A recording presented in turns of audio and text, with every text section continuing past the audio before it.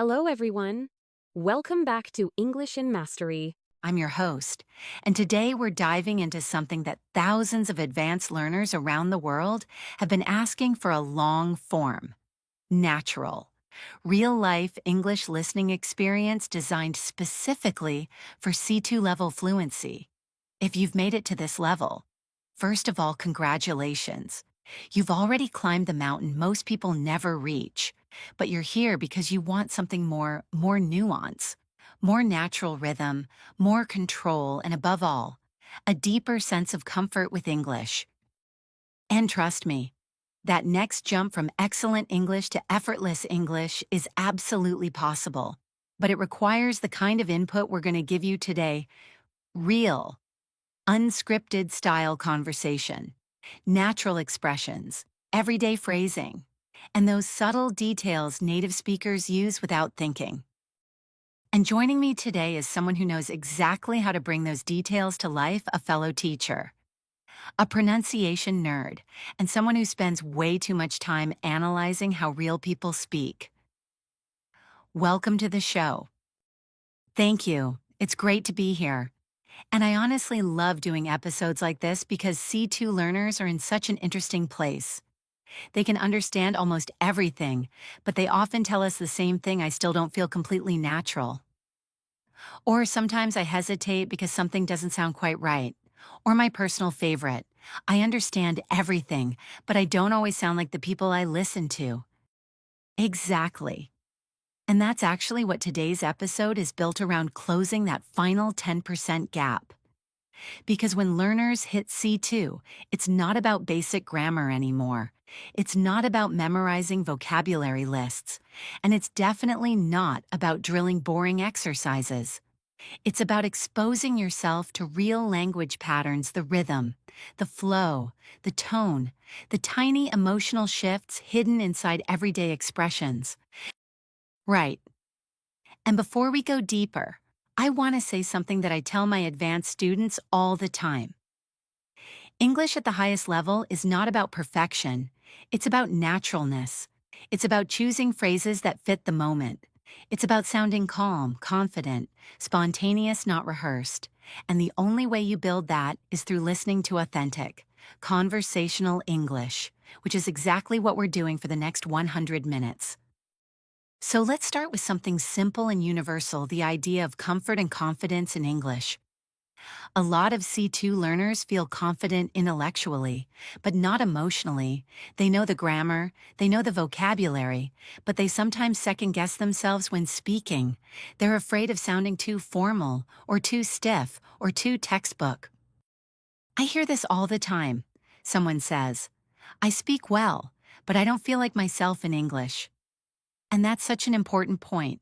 You want your English self to feel like your real self: relaxed, expressive, funny, thoughtful, curious.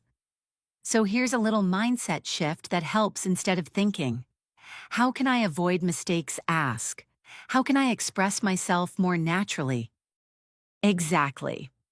And natural English often comes from small, everyday expressions, the ones people don't teach you in textbooks. Things like, "I get what you mean. I see where you're coming from.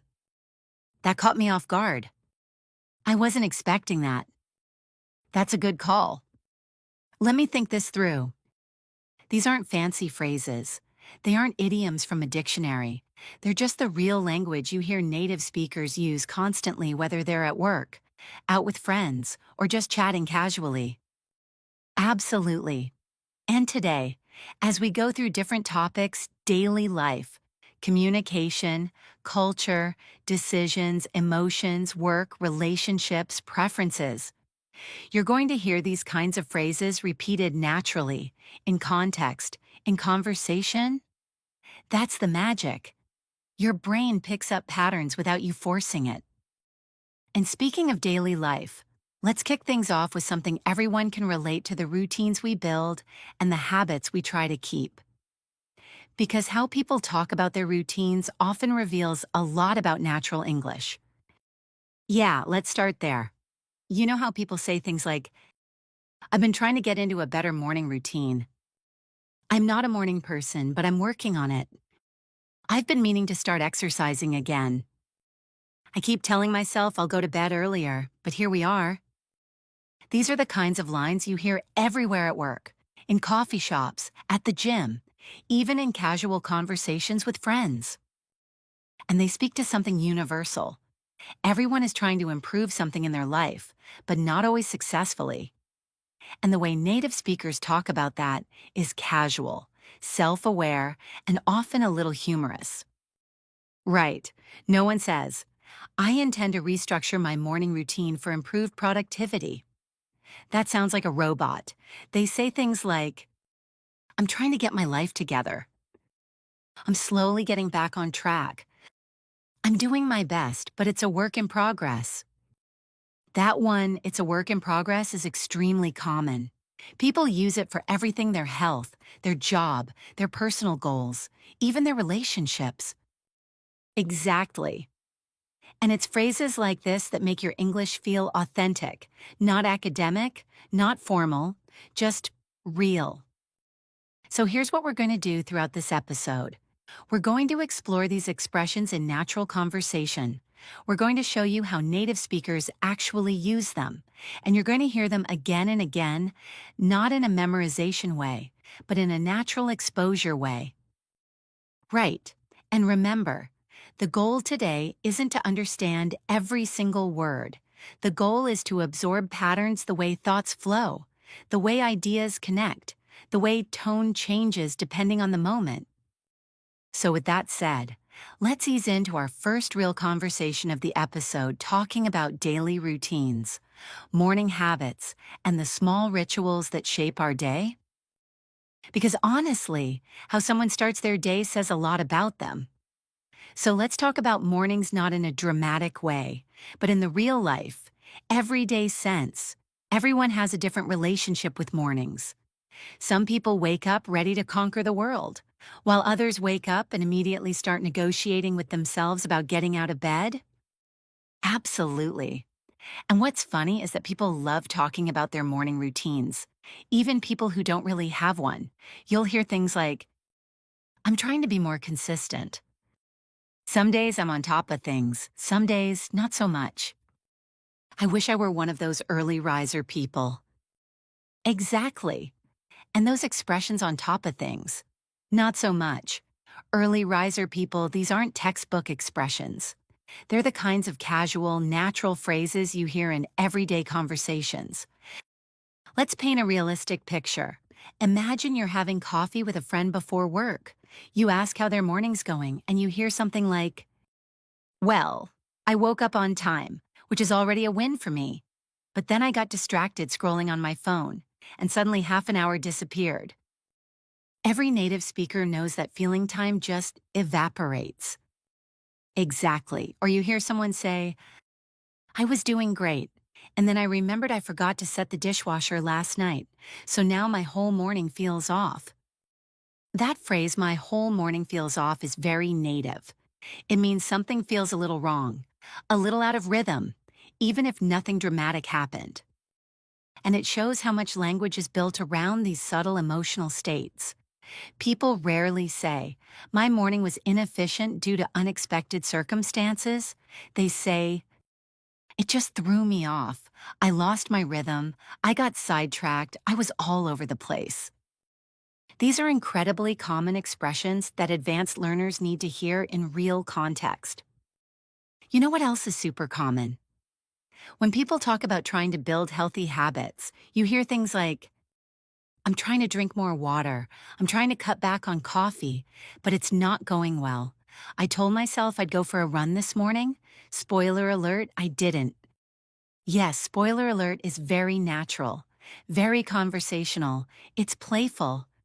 And that's a big part of sounding native, learning how humor appears in regular speech. Right. Most humor is not jokes. It's tone, it's timing, it's self-awareness. It's little lines like, I had every intention of being productive today. And then reality hit. I blinked and somehow it was lunchtime. Today has already gotten away from me. These expressions are everyday English gold for C2 learners. You know what's interesting? When we talk about daily routines, we're not just talking about schedules, we're talking about identity. People describe themselves through their habits. I'm a slow starter. I'm a night owl. I'm not fully human until my first cup of coffee. And these statements sound simple, but they're rich with natural phrasing. Exactly. And when you want to sound native, one of the best things you can do is observe how people describe themselves. It's rarely direct. It's usually playful or metaphorical. For example, I function at about 40% in the morning. I'm not built for early mornings. My brain takes a while to boot up. These expressions are extremely familiar to native speakers. I love that last one, boot up. It's a fun way to compare your brain to a computer, and metaphors like that are all over English, especially casual conversation. Exactly, they make the language feel alive. Okay, let's shift the conversation a little. We've talked about mornings and routines, but let's move into something connected to it, motivation. Because the way people talk about motivation in English is very specific and very informal. So true, people rarely say, my motivation levels fluctuate depending on external variables. They say, I'm trying to get my act together. I'm not as motivated as I'd like to be. I'm working on it. Slowly. I can't seem to get into the right headspace. These lines show emotion, not just information. Exactly. And here's a phrase every English learner should know because it's everywhere. I'm doing my best. It's simple, but it's powerful. It's flexible.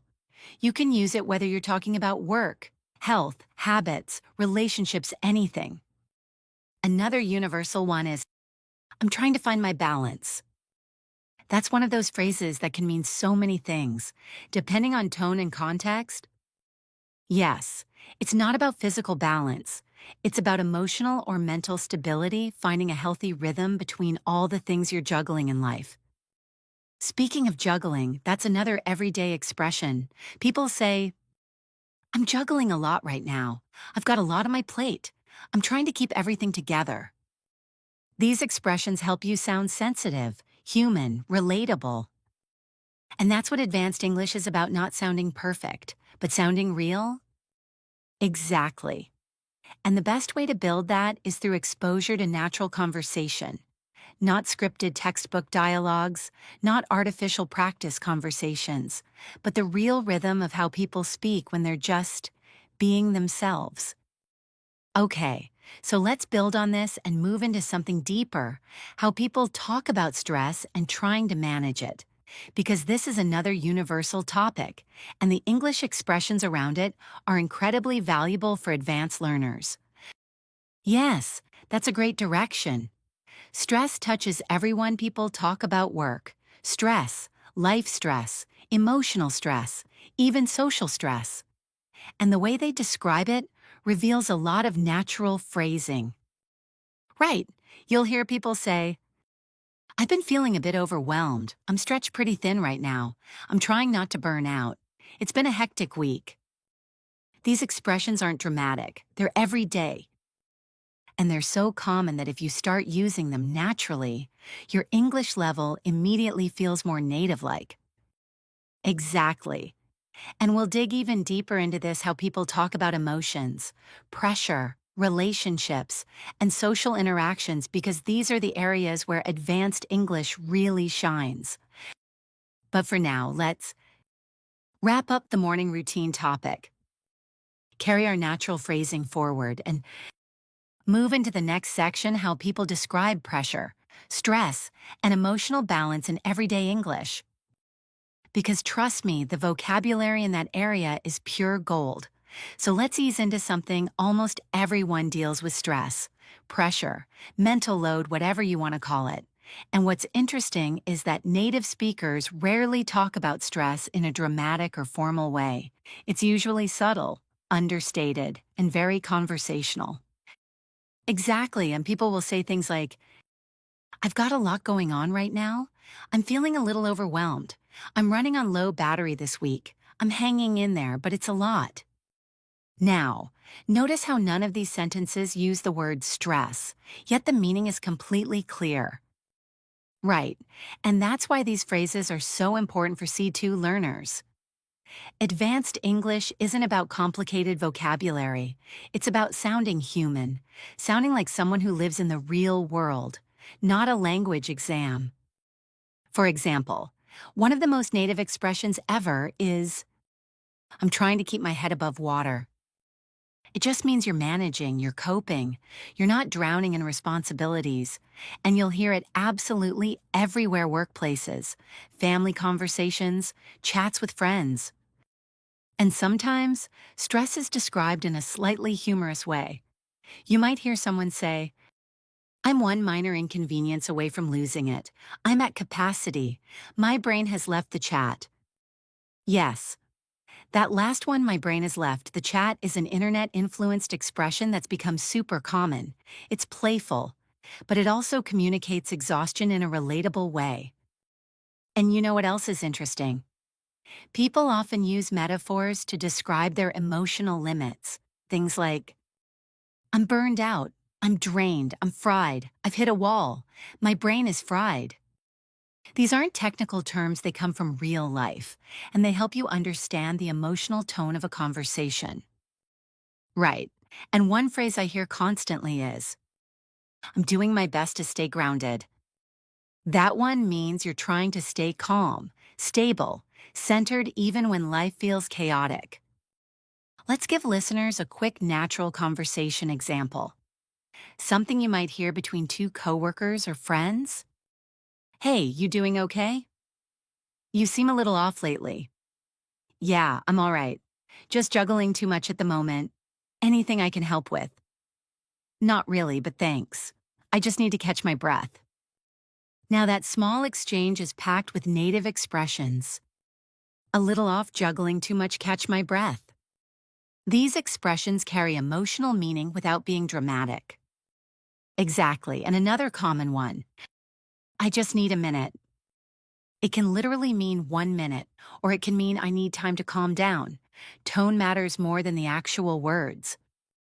So let's go a bit deeper into the language people use when they're trying to reset, get back on track, or manage stress. You'll often hear, I'm trying to slow down. I need to clear my head. I'm taking things one day at a time. I'm trying to not overthink everything. And that phrase, one day at a time, is universal. It's used in almost every English-speaking country. Right. And it's not just about stress. It's used for anything that feels overwhelming, like a big project, a new job, new responsibilities. It's a comforting, realistic way to express progress without pressure. Another extremely common expression, I'm giving myself some grace. That means you're being gentle with yourself, not expecting perfection. Yes, and that's something a lot of advanced learners actually need to hear. Sometimes they put too much pressure on themselves to speak perfectly. But real English is full of small mistakes, pauses, hesitations, corrections, even for native speakers. Exactly. That's why listening to long form, human conversations is so important. It helps you understand that English isn't a performance, it's a tool. Let me add one more expression native speakers use constantly. I'm trying to find my rhythm again. It's used when someone feels off balance or out of sync and wants to regain a sense of stability. And that connects naturally to another everyday topic, energy and motivation. People love talking about their energy levels, usually in a joking or self-aware way. You hear lines like, I'm running on fumes, I have zero energy left, I'm wiped out, I'm absolutely done for the day. I hit my limit hours ago. These expressions show exhaustion, but in a light, friendly way. Right. And here's a nuance every advanced learner needs to understand. Native speakers often use exaggeration to make emotions sound relatable, but still casual.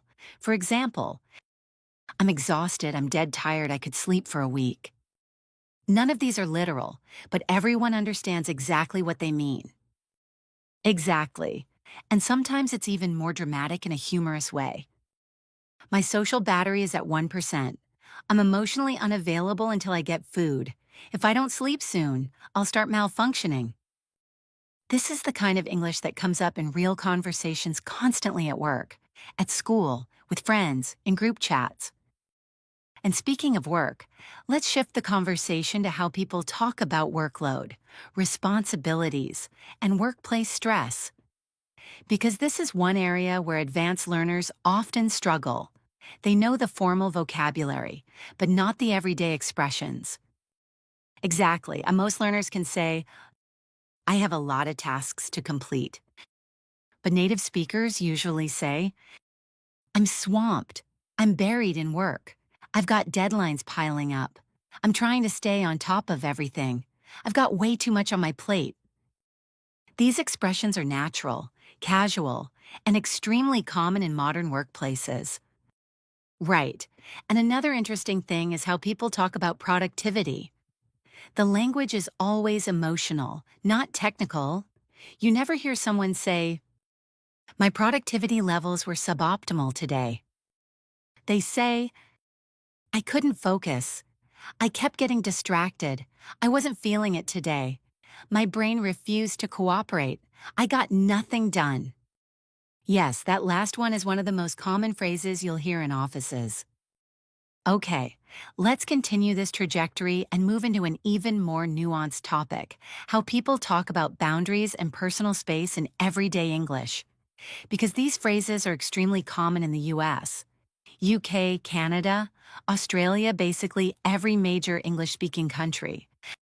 And the expressions used around boundaries are some of the most useful ones for C2 learners, because they show emotional intelligence and social awareness. Absolutely, Asa, we'll get into that next. But before we transition, let's summarize the key takeaway from this section. Native speakers talk about stress using metaphors, understatement, humor, and emotional nuance, not formal language. And if you start using those patterns yourself, you instantly sound more natural. All right, let's move into boundaries, communication, and emotional space, another area where advanced English really shines. So let's move into something a lot of people struggle with: boundaries, communication, and emotional space. These are topics native speakers talk about all the time, especially in modern workplaces. Friendships, relationships, and even casual conversations. And the language people use is incredibly natural, incredibly common, and incredibly useful for anyone at the C2 level.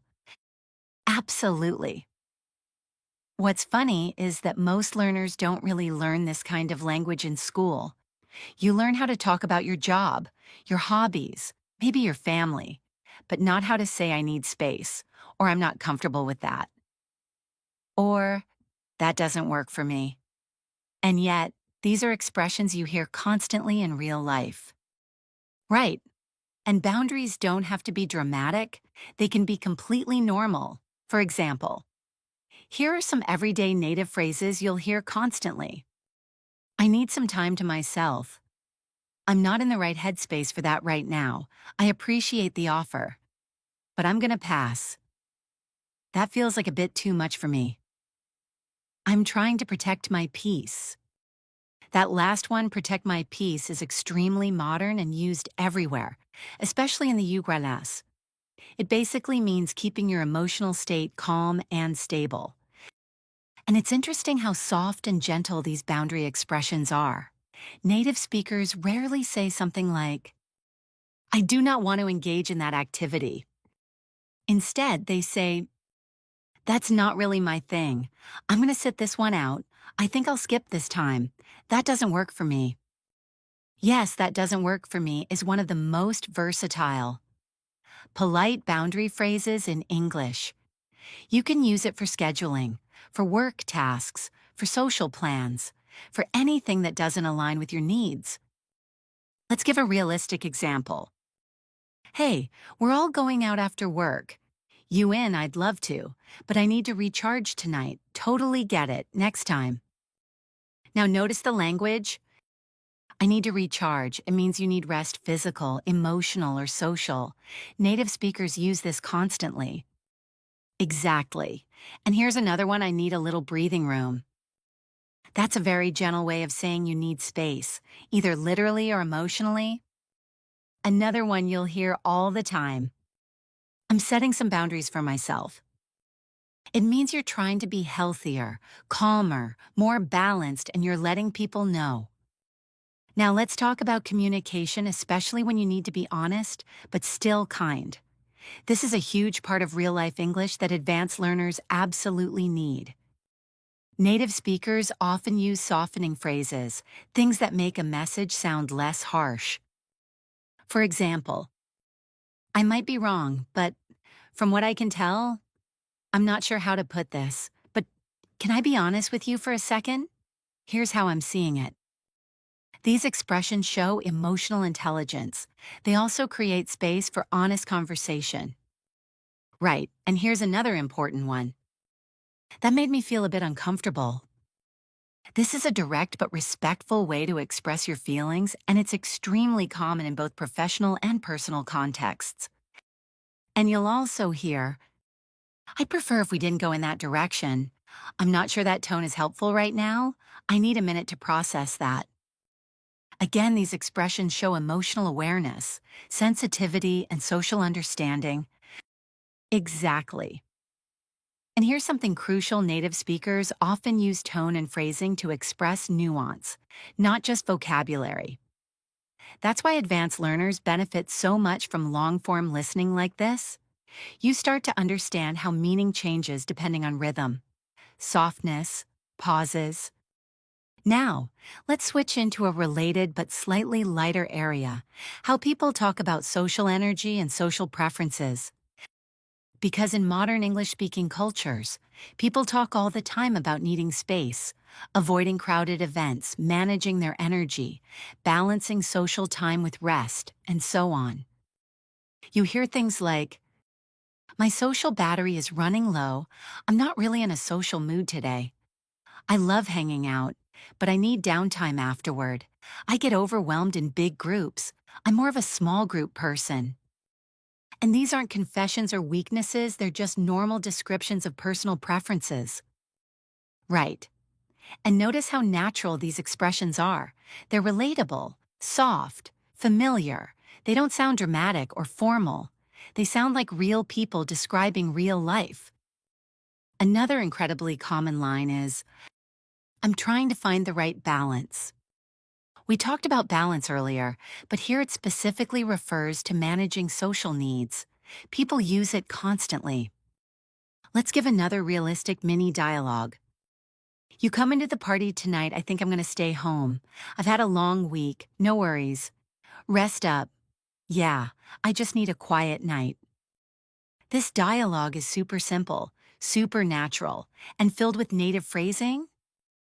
Now let's take this deeper. Boundaries and emotional space also show up in relationships and friendships. People say things like, I need to take a step back. I'm not in the best place emotionally. I need to set healthier limits. I care, but I also need some space. I don't have the capacity for this right now. These expressions are polite but real. They let you communicate clearly without being harsh. And this is incredibly important for advanced learners.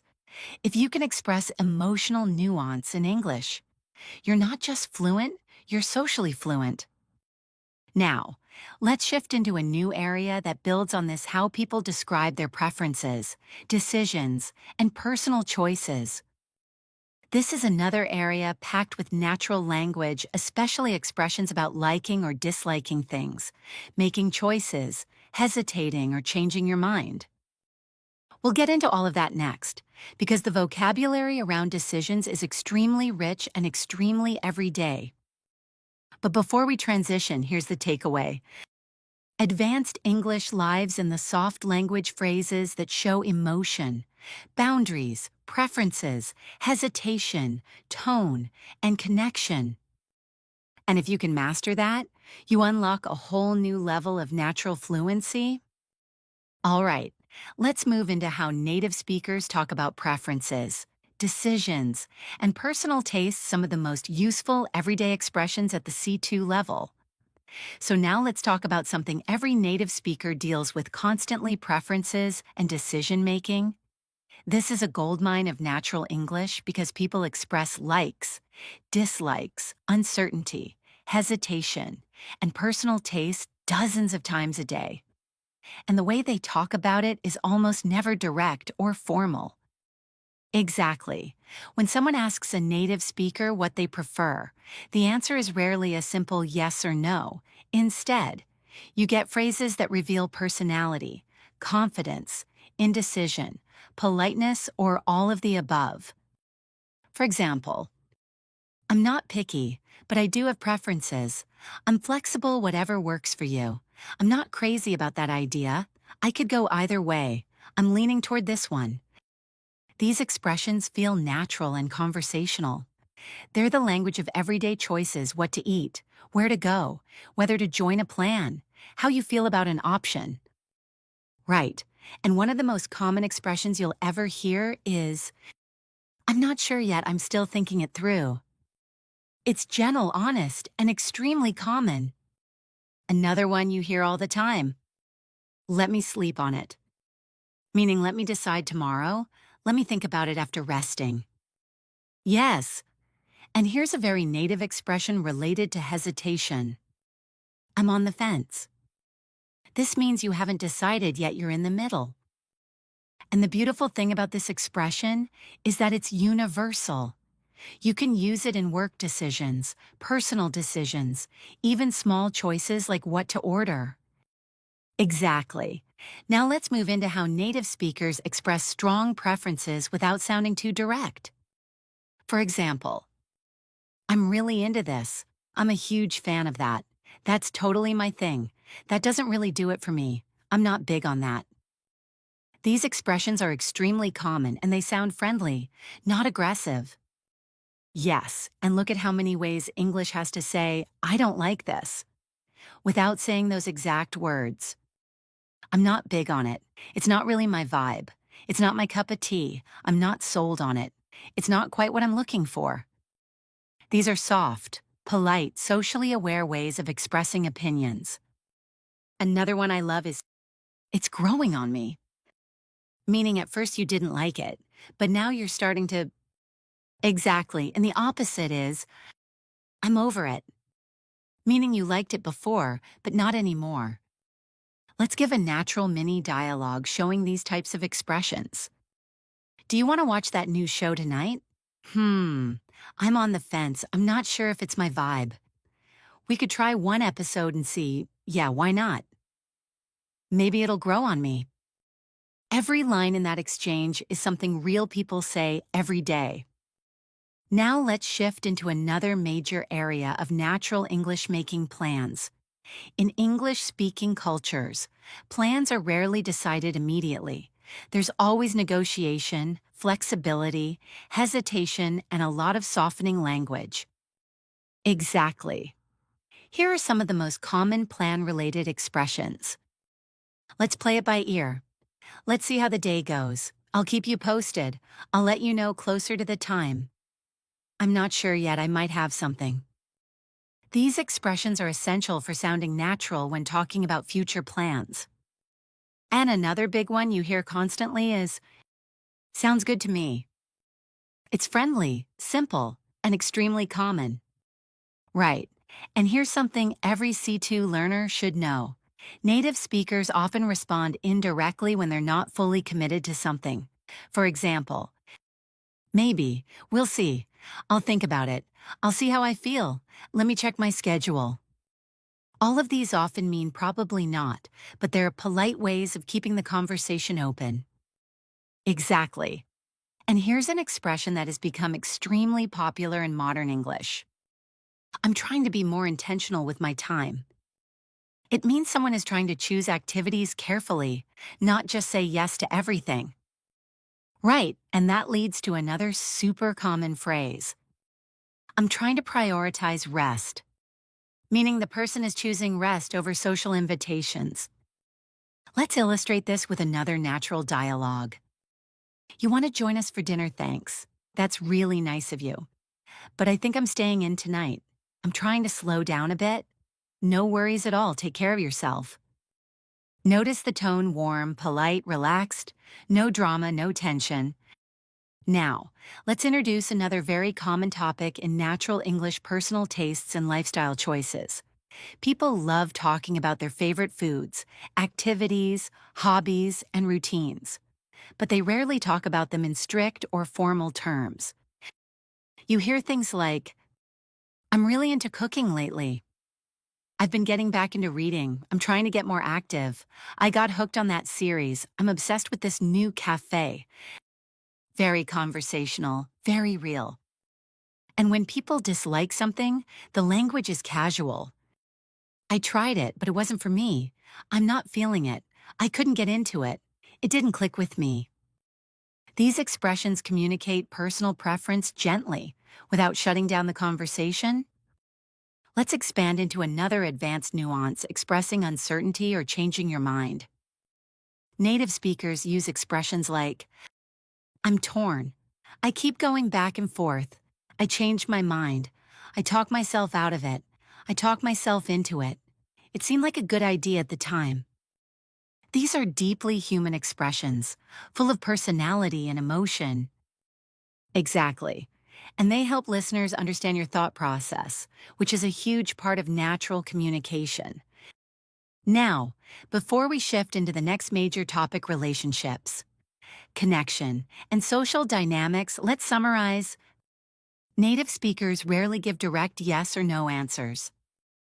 They express preferences softly, emotionally, indirectly, and playfully. Everyday English is full of metaphor, hesitation, humor, and nuance. The language of decisions and preferences is key to sounding natural at the C2 level.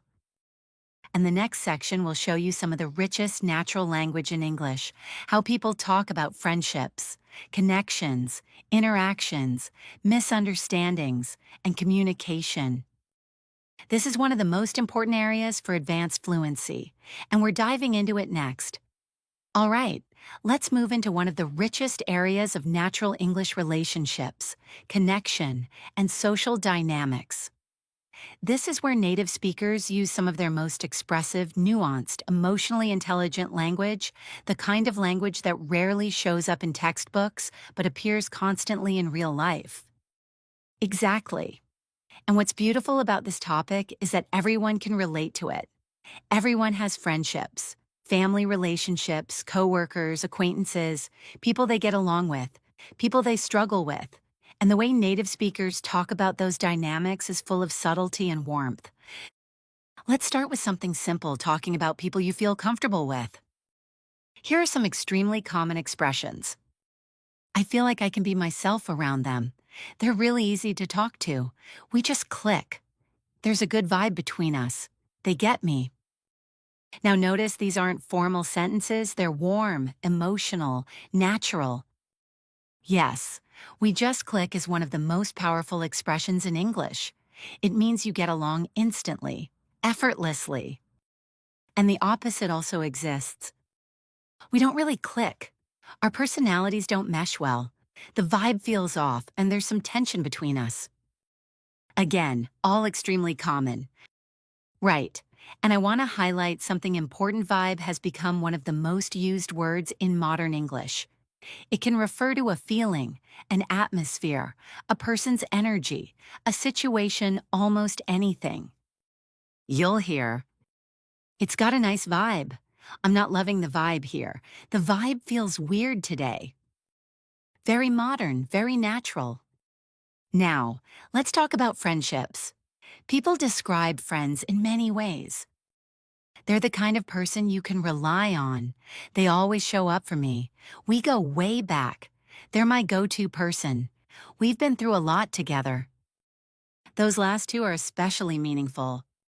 Go-to person is the person you turn to for support, advice, or comfort. We've been through a lot together. The relationship has history and depth. Exactly. And relationships aren't always easy, so let's bring in some language around challenges and misunderstandings. Native speakers often soften difficult messages. There's been some miscommunication. I think we're not on the same page. I feel like something's been off lately. I didn't mean for it to come across that way. I think we should talk things through. These expressions let you address issues without sounding aggressive or confrontational.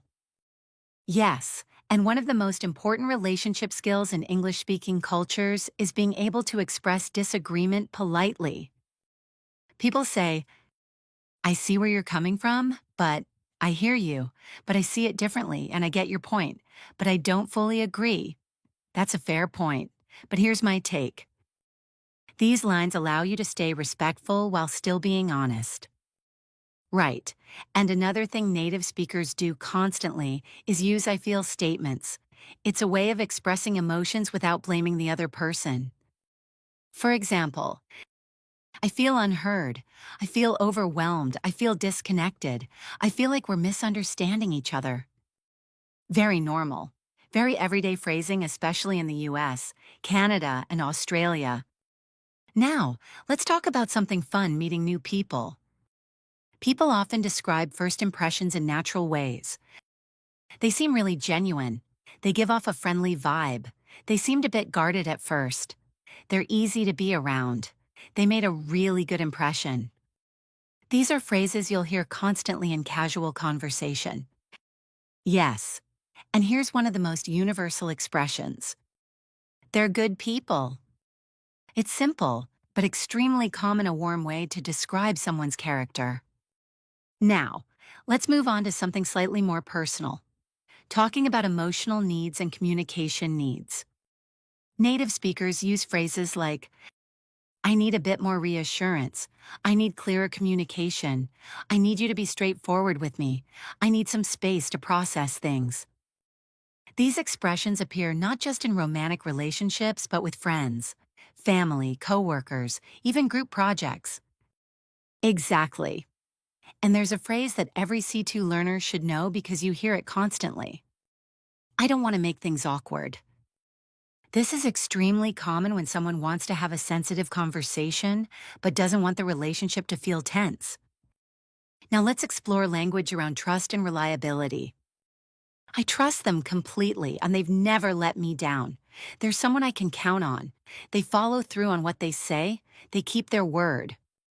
These are essential expressions in personal and professional contexts. And of course, the opposite also exists.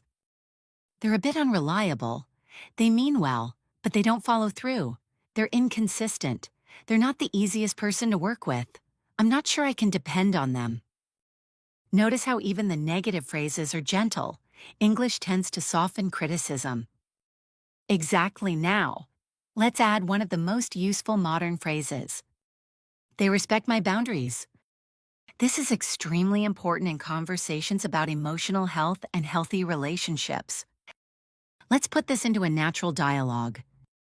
How's everything going with your new team? Pretty good, actually. Everyone's been really supportive. That's nice to hear. Yeah, the communication is clear and people respect each other's boundaries. That makes such a difference. This conversation is incredibly normal in workplaces around the world. Right. And speaking of workplaces, let's transition into how people talk about collaboration, teamwork, and professional communication. Because the language used at work is often softer, more indirect, more emotionally aware than learners expect. We'll explore phrases around giving feedback, receiving feedback, disagreeing professionally, and navigating tricky conversations. But before we shift into that, here's the takeaway from this section. To sound natural in English, you must be able to talk about relationships, emotions, and connection using soft, subtle, human language. It's one of the pillars of C2 level fluency. All right, next, let's step into the world of workplace communication and the incredibly rich vocabulary that comes with it.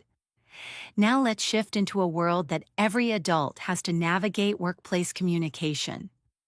And let me tell you, native speakers use some of their most nuanced, polite, indirect, and emotionally intelligent language at work. This is an area where learners often misunderstand or misinterpret tone. So getting familiar with these expressions is essential for true C2 level fluency. Exactly. The workplace is full of subtle language.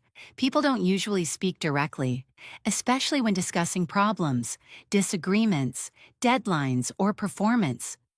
Instead, they use softer phrasing, collaborative expressions, and indirect suggestions. Let's start with something simple, checking in and confirming understanding. You'll hear things like, just to clarify, can I double check something? Let me make sure I'm understanding you correctly. So what you're saying is, just to confirm, we're on the same page, right? These expressions help avoid misunderstandings and they show professionalism without sounding rigid. And here's one you'll hear constantly in English-speaking workplaces. Does that work for you? It's a polite way to ask whether someone's okay with a plan or schedule. Now let's talk about giving feedback, especially when the feedback is negative. Native speakers almost never say, "This is wrong," or "I don't like this." Instead, they say, "Have you considered trying? One thing we might want to adjust is, it might flow better if we, I think there's room to improve this part. What if we approached it from another angle?" These expressions soften the criticism and make it collaborative. Exactly. And when someone wants to disagree in a meeting, they might say, "I see your point, but I have a slightly different perspective. I hear what you're saying. Though I'm not fully convinced, I'm not sure that's the direction we want to go. I think we might need to rethink this part. I have some concerns about that approach." This way, the disagreement doesn't feel confrontational. One of my favorite workplace expressions is, "Let's circle back to that," meaning let's return to this later without rejecting it. Another one is, "Let's table that for now," which means let's pause this topic for the moment. These phrases are extremely common in meetings in the US and Canada especially. Right. Now let's talk about how people politely ask for help at work. "Could you give me a hand with this? Do you mind taking a quick look? Would you be able to walk me through this? Can you clarify what you meant by that? I could use a second opinion." These expressions show humility and collaboration, two highly valued traits in workplaces. And when someone wants to offer help, you'll hear, "Let me know if you need anything. I'm happy to support however I can. I can take care of that if you'd like. Want me to handle this part? Do you want to tag team this?" Tag team is very natural and means working together on something. Now let's shift into a slightly heavier area, handling pressure. Deadlines and workplace stress. People often use phrases like, "I'm under a lot of pressure right now. I'm juggling a lot of deadlines. I'm feeling stretched pretty thin. I could use more time on this. This week has been nonstop." This kind of language shows vulnerability but also professionalism. Exactly. And when someone wants to request more time without sounding unprepared, they might say, "Is there any flexibility with the deadline? I might need a bit more time to give this my best. I want to make sure the quality is there. Could we extend this slightly?" These are extremely common, especially in remote work environments. Now let's talk about something every worker deals with: meetings. If you want to sound native, here are some expressions you'll hear constantly. Let's jump right in. Before we wrap up, who wants to kick things off? That brings us to the next point. Any updates on this? Let's take this offline. Take this offline means discuss it privately later, not in the meeting. Exactly. And another huge part of workplace culture is managing emotions professionally. When someone is frustrated but trying to stay calm, they might say, "I need a moment to process this. I want to make sure I respond thoughtfully. This has been a challenging situation. I'm trying to stay constructive here." And if someone's trying to prevent conflict, let's keep the conversation productive. Let's focus on solutions. I don't want this to turn into a bigger issue. Now let's move into another important area: recognition and appreciation. People don't only criticize, they also acknowledge good work. Common expressions include, "Great job on this. I really appreciate your work here. You handled that really well. Thanks for stepping up. This wouldn't have happened without you. These expressions help build trust and positive rapport at work. Now, let's combine workplace and personal dynamics because they often overlap. For example, when a coworker seems stressed or upset, people often say, "Hey, you okay? You seem a bit off today. If you need to talk, I'm here.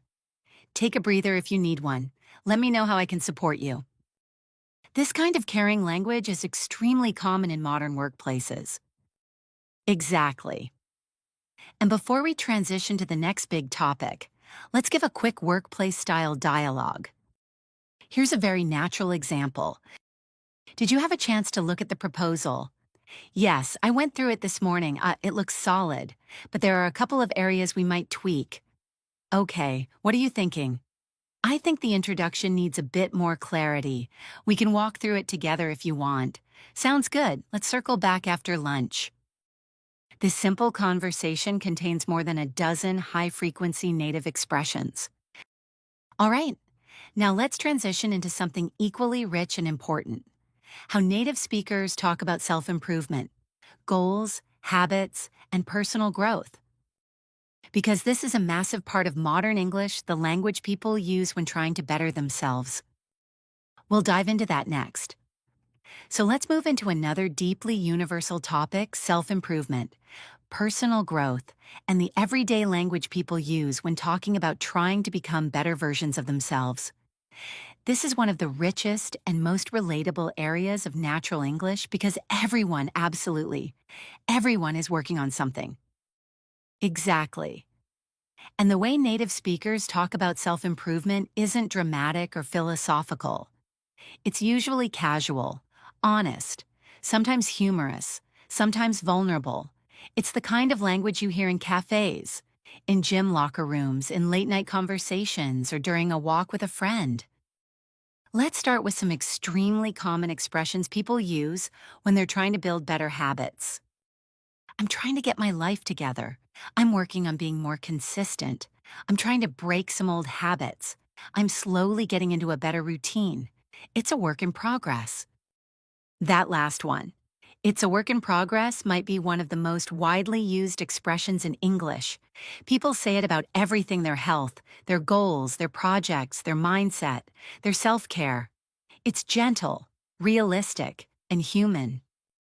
Exactly, and speaking of self-care, let's bring in some language around taking care of yourself physically, mentally, emotionally.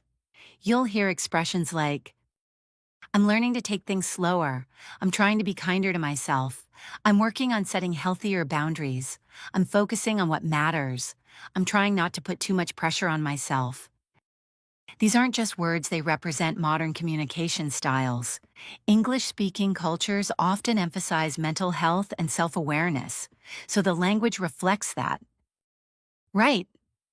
And when someone acknowledges they haven't been doing great, they might say, "I fell out of my routine. I've been slipping a little bit. I lost momentum. I'm trying to get back on track. I got overwhelmed and hit pause for a while." These phrases express honesty without shame, a very common theme in modern English. Now let's talk about motivation, because this is something people love discussing, even joking about. You'll hear, "I'm motivated until I'm not. I go through phases. Some days I'm killing it. Other days I'm barely holding it together. I'm good at starting things, not finishing them. I need a little push sometimes." This is the language of real life, not the polished motivational quotes you find online. And sometimes people use humor to soften the difficulty of self-improvement. "I'm trying to get my act together. One tiny step at a time. I'm doing the bare minimum, but at least I'm doing something. I had big plans, but reality said no. I'm trying, but my bet is very persuasive." These expressions are playful, but they communicate real struggles. Exactly. Now let's bring in something deeper: the way people talk about personal identity and long-term growth. You might hear, "I'm trying to figure out who I want to be. I'm learning what really matters to me. I'm trying to outgrow old patterns. I'm working on becoming more patient. I'm trying to develop better habits. These statements are vulnerable and reflective, and they show emotional maturity, a hallmark of advanced English communication. Another important theme is balance. People talk about trying to balance work, health, relationships, rest, productivity, hobbies, everything. So you'll hear, I'm trying to find a healthier balance. I tend to overcommit, and I'm working on that. I'm learning not to burn myself out. I'm trying to slow down and be more present. I need to pace myself better. These expressions show awareness and intention. Let's bring in a mini dialogue to illustrate this. How's your new routine going? Pretty well, actually, but I'm still trying to find my rhythm. Yeah, it takes time. Exactly. I'm learning to take things one step at a time. This is completely natural. This is how real people talk. Absolutely. And another interesting aspect of self-improvement language is when people talk about habits, they want to start, I've been meaning to read more. I'm trying to get back into journaling. I want to be more organized. I've been thinking about starting therapy. I'm working on being more disciplined. Again, nothing formal here. These are everyday conversational patterns. And then there's the opposite, acknowledging habits they want to break. You'll hear, I'm trying to cut back on screen time. I need to stop procrastinating so much. I've been trying to stop overthinking. I'm working on not being so hard on myself. I'm trying to avoid burning out again. These expressions reflect internal challenges. Now let's talk about one of the biggest themes in personal growth: motivation versus discipline. English speakers talk about this constantly, and they say, motivation comes and goes. You can't rely on motivation. It's all about building systems. Discipline shows up when motivation doesn't. I'm trying to create habits that feel sustainable. Notice how the language is gentle, not strict. Yes. And then there's accountability. Another common topic. People say things like, I need someone to hold me accountable. Tell me to stick to my plan. I do better when I check in with someone. I work better with structure. These phrases aren't just workplace terms, they're deeply personal. Now, let's introduce another highly relevant area: dealing with setbacks. Because no one grows without experiencing setbacks, doubts, and moments of frustration. And the language around this is incredibly useful. Native speakers often say, I hit a rough patch. I lost my motivation. I had a setback, but I'm bouncing back. I slipped up, but I'm not giving up. I'm trying not to be too hard on myself. These expressions are emotionally honest and very common. Exactly. And when someone learns something from a difficult experience, they might say, it taught me a lot. It put things into perspective. It made me rethink things. It helped me grow. It was a wake-up call. Perspective is a huge theme in natural English. Let's wrap up this segment with one more natural dialogue. How's your self-improvement journey going? Honestly, slowly, but I'm making progress. That's all that matters. Yeah, I'm learning to trust the process. Trust the process is incredibly common. It means believing that growth takes time. All right, coming up next, we're going to explore another major topic in advanced English: how people talk about expectations, pressure, ambition, and purpose. This is where language becomes deep, emotional, reflective, and incredibly useful for sounding truly native. All right, let's move into something that every adult in every culture, every job, every stage of life deals with: constantly expectations, pressure, ambition, and purpose. These themes shape how people talk about their lives, their choices, their goals, and their future. And the language native speakers use around these ideas is incredibly rich, nuanced, and emotionally layered. Exactly. And what's important to understand is this: native speakers rarely talk about ambition in a straightforward, textbook way. They don't say things like, my objective is to achieve my long-term goals. Instead, the language is softer, more personal, more reflective. You'll hear expressions like, I'm trying to figure out what I really want. I'm still exploring my options. I'm not sure what my next step is. I'm thinking about switching things up. I want to feel excited about what I'm doing. These phrases reveal uncertainty but also openness and curiosity. Right. And when people talk about pressure, the language becomes even more metaphorical. I feel like there's a lot on my shoulders. I'm carrying a lot right now. I'm holding myself to a high standard. I'm feeling pulled in different directions. I'm trying to manage everyone's expectations. These are very common, very human expressions of emotional weight. And notice how indirect the language is. Native speakers often soften heavy topics. Instead of saying, I'm stressed because of expectations, they'll say things like, it's been a little overwhelming lately. I've had a lot on my plate.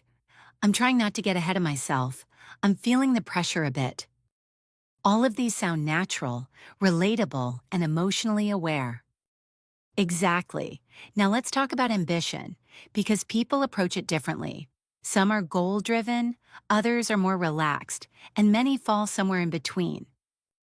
Here's how native speakers express ambition in a natural way. I've got big plans. I'm aiming higher. I know I'm capable of more. I want to challenge myself. I'm ready for the next chapter. And sometimes ambition is expressed quietly. I want a life that feels meaningful. I want to do work I'm proud of. I want to feel fulfilled. These phrases show depth without sounding dramatic. Right. And when someone's expectations for themselves are too high, you'll often hear, I'm being too hard on myself. I'm setting the bar way too high. I need to be more realistic. I'm expecting too much too quickly. These expressions reflect self-awareness and personal growth. Now let's bring in purpose, because in English-speaking cultures, people talk about purpose a lot, not just in spiritual or philosophical ways, but in day-to-day conversations. You'll hear things like, I want to do something that matters. I'm trying to find what feels right for me. I'm still trying to figure out my purpose.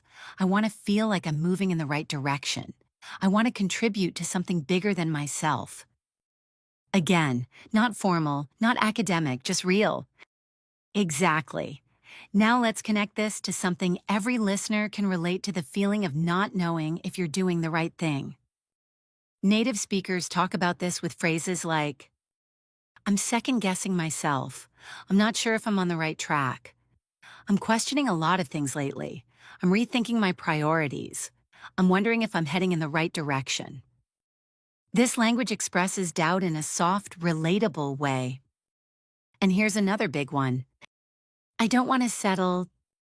This means the person doesn't want to accept something that doesn't feel right: a job, a relationship, a lifestyle. Exactly. And the opposite is, I'm learning to be okay with where I am. Meaning the person is trying to accept their current situation. Now let's talk about external expectations, what other people expect from you, like family, society, culture, or your workplace. People say, there's a lot of pressure to succeed. I feel like people expect me to have everything figured out. I'm trying not to live my life for other people. Everyone has opinions about what I should do. I'm trying to block out the noise. Block out the noise means ignoring opinions that aren't helpful. And here's a phrase you'll hear constantly. At the end of the day, this means when you look at what really matters. Often followed by, at the end of the day, I just want to be happy. At the end of the day, it's my decision. At the end of the day, I'm the one living this life. Extremely natural, extremely common. Let's bring in a small natural conversation. You ever feel like you should be further along in life all the time? Yeah, same here. But I'm trying to remind myself that everyone moves at their own pace. Exactly. There's no timeline we have to follow. This kind of conversation happens everywhere: cafes, offices, late-night talks, long walks with friends. Right. And speaking of pace, here's another group of expressions native speakers use constantly when talking about life timing. I'm not in a rush. I'm taking things slow. I'll get there when I get there. I'm moving at my own pace. Things will fall into place. Fall into place means things will work out eventually. Exactly. Now let's shift slightly into fear of failure, because this is one of the biggest emotional themes in English-speaking cultures. People say, I'm afraid of messing things up. I don't want to disappoint anyone. I'm scared of making the wrong choice. I don't want to waste time. I'm worried I'm not good enough. And when someone encourages another person, they might say, you're doing better than you think. Give yourself some credit. You're exactly where you need to be. You'll figure it out. You've got this. These phrases are incredibly common in supportive conversations. And let's also talk about purpose versus expectation, because that's where a lot of emotional language lives. People say, I don't want to live on autopilot. I want a life that feels intentional. I don't want to chase things that don't fulfill me. I'm trying to create a life that feels meaningful. I want to live in a way that actually feels like me. And all of these reflect a modern, personal, introspective way of speaking. Before we wrap this section, here's another natural mini dialogue. How are you doing with everything? Honestly, a little lost, but I'm trying to trust that things will make sense eventually. I get that. Just take it one step at a time. Yeah, I'm working on it. This is exactly how native speakers talk: soft, honest, supportive, real. All right, next we're moving into something just as rich and universal: how people talk about memories, nostalgia, regrets, and lessons learned. This is where English becomes deeply emotional and beautifully expressive, perfect for advanced listening practice. Now let's dive into something a lot of people don't expect to be so rich in natural English memories: nostalgia, regrets, and the lessons we take from the past. This is an area where native speakers use incredibly expressive, emotional, and nuanced language, sometimes directly, sometimes through humor, sometimes gently, sometimes very openly. Exactly. Because when people talk about their past, whether it's childhood memories, old friendships, big decisions, or mistakes they've made, they shift into a softer, more reflective style of English. And this is one of the most beautiful areas for C2 learners to master, because it shows depth and emotional maturity. Let's start with nostalgia, a powerful feeling that native speakers talk about all the time. You'll hear expressions like, it takes me back. That brings back memories. I haven't thought about that in ages. It feels like a lifetime ago. Those were simpler times. These expressions carry warmth, reflection, and sentimentality. Right. And when someone remembers a specific moment, they might say, I can still picture it like it was yesterday. I remember that so clearly. That moment is still vivid in my mind. These are extremely common in storytelling. Now let's bring in childhood and growing up, because this is one of the most frequent topics for nostalgic conversations. People say things like, I used to spend hours doing that. That was my favorite thing when I was a kid. I miss how carefree life felt back then. We didn't realize how good we had it. I wish I could go back just for a day. These lines show emotional depth but remain conversational. Exactly, and nostalgia isn't always warm, sometimes it's bittersweet. Phrases like, it's funny how things change. Life felt so different then. I didn't appreciate it at the time. I didn't realize how much I'd miss those moments. I wish I had slowed down and enjoyed it more. These reflections appear constantly in movies, podcasts, relationships, and everyday conversations. Now let's shift into regret, not dramatic regret, but the everyday kind that everyone experiences. Native speakers often soften regret using gentle language. If I'm being honest, I wish I'd handled that differently. I should have spoken up. I held myself back. I didn't know any better at the time. I let fear get in the way. Notice how none of these are harsh or self-punishing, they're reflective. Exactly. And sometimes regret is expressed with humor. I made some questionable decisions. I was a mess back then. Let's just say I learned the hard way. These expressions make regret feel relatable rather than heavy. And here's one of the most universal lines. I wish I could have told my younger self. People complete it with things like, I had to be more confident, to worry less, to enjoy the moment, that everything would work out, to stop caring so much about what others think. These ideas appear everywhere in English-speaking culture. Now let's talk about lessons learned because English has an entire category of natural expressions for this. You'll hear, it taught me a lot. It made me stronger. It changed me. It opened my eyes. It shaped who I am. It gave me perspective. These expressions show emotional growth. And then there are phrases used when someone reflects on a difficult moment. At the time, I didn't see the bigger picture. I didn't understand what it meant for me yet. It took me a while to process it. I can see it more clearly now. I needed that experience more than I realized. These expressions show maturity and deep thinking. Exactly, and a very common reflection is, if I hadn't gone through that, I wouldn't be where I am today. This idea appears everywhere in interviews, speeches, conversations with friends. Now let's get into relationships from the past, because the way native speakers talk about old friendships or old partners is incredibly natural. We drifted apart. We lost touch. We went our separate ways. We're on good terms, but not close anymore. We're not in each other's lives the way we used to be. These phrases describe distance gently without drama. Right. And people also talk about reconnection. We reconnected recently. It was nice catching up. It felt like no time had passed. We picked up right where we left off. These expressions show warmth and familiarity.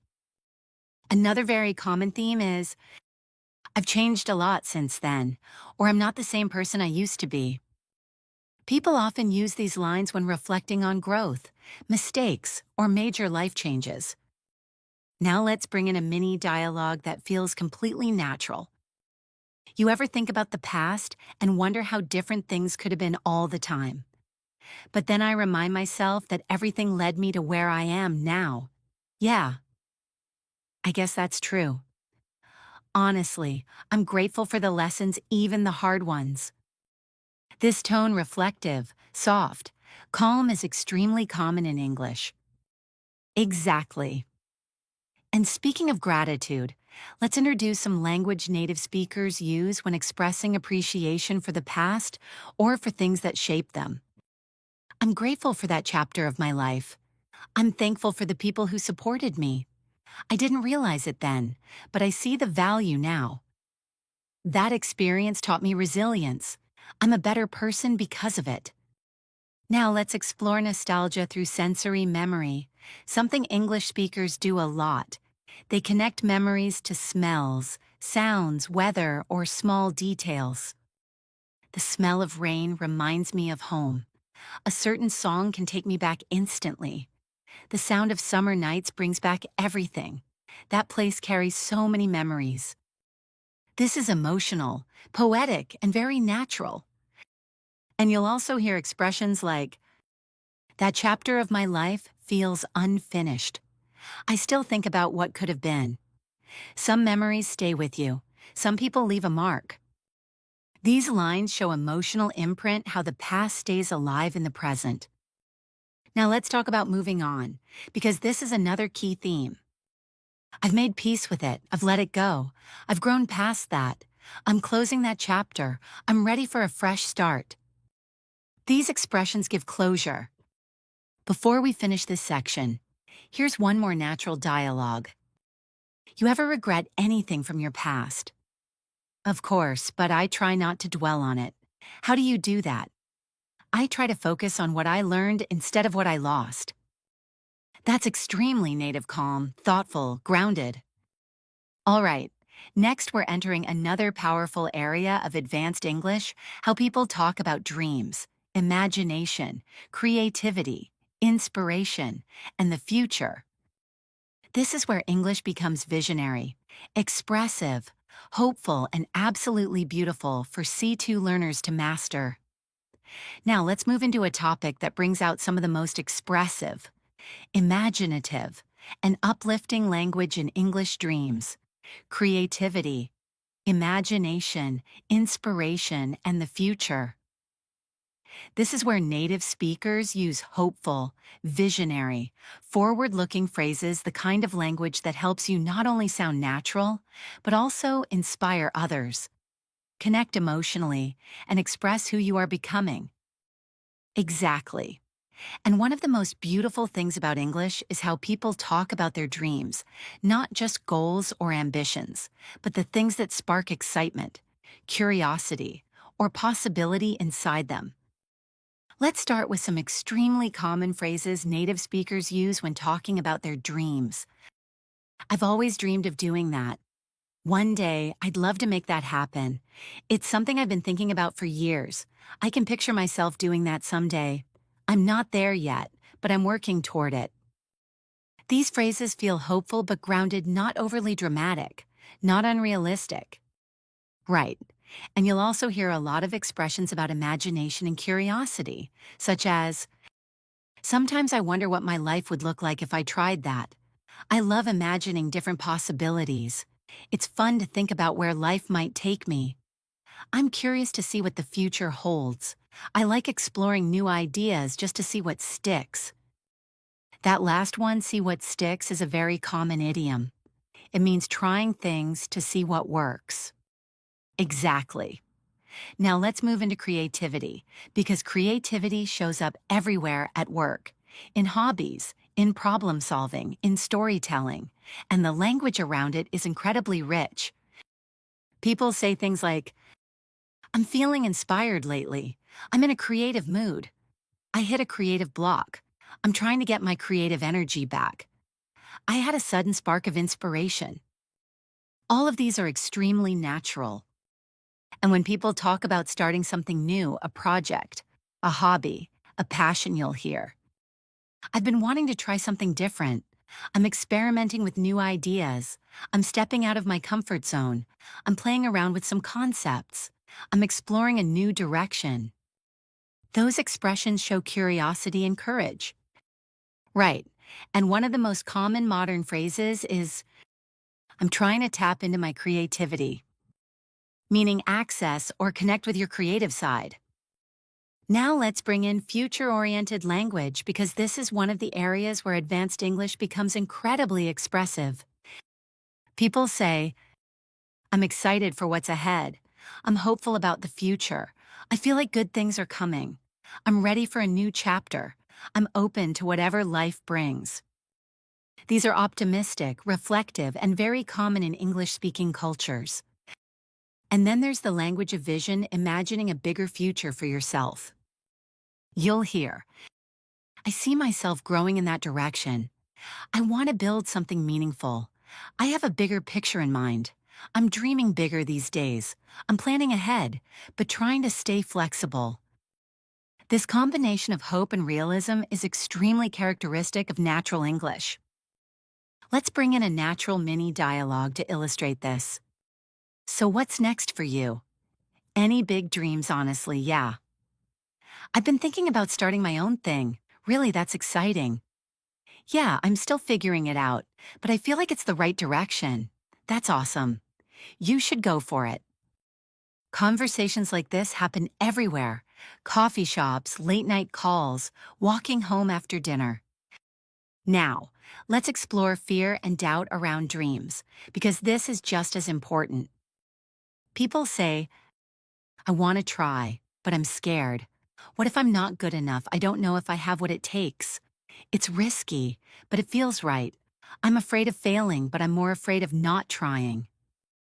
That last line is incredibly common in inspirational conversations. Exactly. And when people encourage each other, the language becomes gentle, supportive, and hopeful. You never know what could happen. You owe it to yourself to try.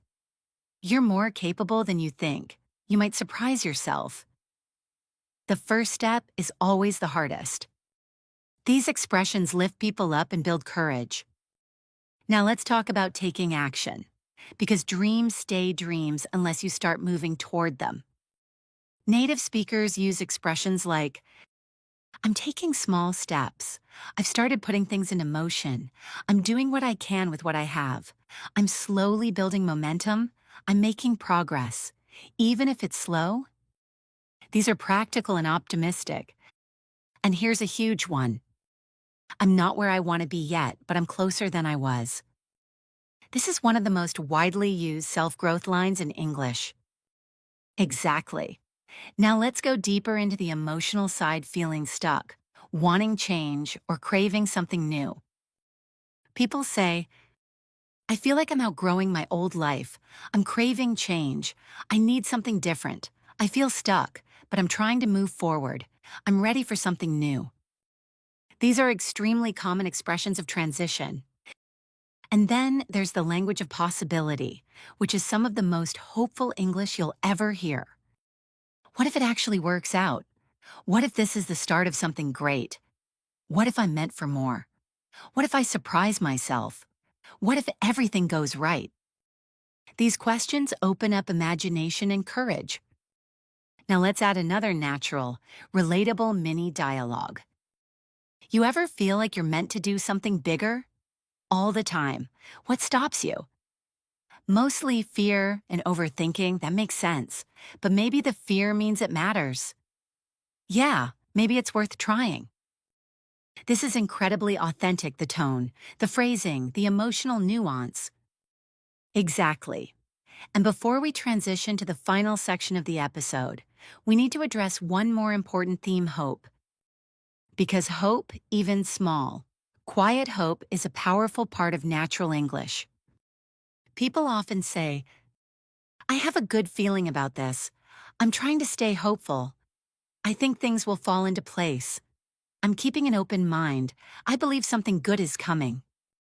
These aren't dramatic statements. They're everyday expressions of optimism. And here's a final reflective thought before we move to the last chapter. I'm learning that sometimes you don't need to have the whole path figured out. You just need to take the next step. This line is deeply native, deeply human, and deeply real. All right, coming up next is the final section of the podcast, where we bring everything together and end with grounding, reflection, emotional connection, and long-form natural conversation. We're almost there, so we're coming toward the end of this long, reflective journey, but before we wrap up, let's bring everything together. We've talked about routines, stress, boundaries, emotions, relationships, workplace language, self-improvement, ambition, nostalgia, dreams, and the future. And the beautiful thing is that all of these topics share something in common. They reveal how real people speak in real life. Exactly. And the more you listen to these natural rhythms, the more fluent you become, not just in vocabulary, but in tone, nuance, emotional expression, and confidence. But before we officially close, let's move into one last area of real-life conversation: how native speakers talk about grounding themselves, finding peace, and staying centered. This is an area filled with soft, calming, authentic language that appears constantly in everyday life. Let's start with some of the most natural expressions people use when they're trying to stay grounded. I'm trying to stay present. I'm focusing on the little things. I'm learning to slow down. I'm taking things as they come. I'm trying not to get caught up in the chaos. These expressions show emotional awareness and perspective. Right. And when people talk about finding clarity, you'll hear phrases like, I need some quiet time to think. I'm trying to clear my head. I need to step back and look at the bigger picture. I'm figuring things out one step at a time. I'm trying to reconnect with myself. These phrases appear constantly in conversations about life balance. Exactly. And let's not forget the language people use when they realize they've been carrying too much. I need to let go of some things. I'm releasing what I can't control. I'm trying to lighten my load. I'm learning to pick my battles. I'm choosing peace. That last one, I'm choosing peace, has become extremely common in modern English. Now let's bring in a natural mini dialogue that captures this kind of emotional grounding. How have you been feeling lately? A bit overwhelmed, honestly. But I'm trying to slow down and breathe. Yeah, I get that. Life can pile up fast. Exactly. I'm learning to take things day by day. It helps. It really does. Be gentle with yourself. This kind of conversation happens every day between close friends, siblings, coworkers, anyone who cares. Now let's bring everything full circle by revisiting something we talked about at the very beginning of the episode: the journey from great English to effortless English. That final stretch of fluency, the last 10%, doesn't come from studying grammar rules or memorizing complex vocabulary. It comes from absorbing natural patterns, like the way people soften their language, the way they express emotions indirectly, the way tone changes meaning, the way simple phrases carry deep feelings, the way humor, hesitation, and small details make conversations feel real. Exactly. And that's why listening to long-form, natural-style conversation like this is so valuable. It trains your ear to recognize not just what is said, but how it's said. And that's the magic of advanced English. You start to pick up on the rhythm. You start to catch the subtle shifts. You start to notice the emotional color behind the words. And eventually, without forcing anything, you start sounding more natural yourself. Right, and before we close, let's talk briefly about connection. Because no matter what language you're learning, every conversation, every expression, every nuance ultimately comes back to connection. People say, "I appreciate you being here. It means a lot to me. I'm grateful for this conversation. Thanks for listening. I'm glad we talked." These are the kinds of simple, human sentences that carry real emotional weight. And you'll hear them everywhere because they're universal. Exactly. And speaking of gratitude, let's model a final natural exchange to close this episode. "Hey, this was really nice. I enjoyed talking through all of this. Me too.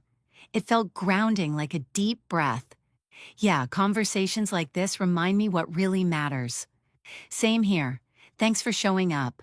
Always. Soft, simple, human, and perfectly natural. Now it's time to wrap things up. To everyone listening, thank you for spending this time with us. Thank you for showing up for your English. Thank you for investing in yourself, your growth, and your fluency. And remember, your progress is real, even if you don't always see it. Every minute you spend listening, absorbing, repeating, and internalizing moves you forward. Fluency isn't just something you achieve, it's something you grow into. Take what you learned today, let it sink in, and keep going. We're proud of you. We believe in you. And we'll see you in the next episode of English in Motion. Thanks for listening, and until next time, take care of yourself.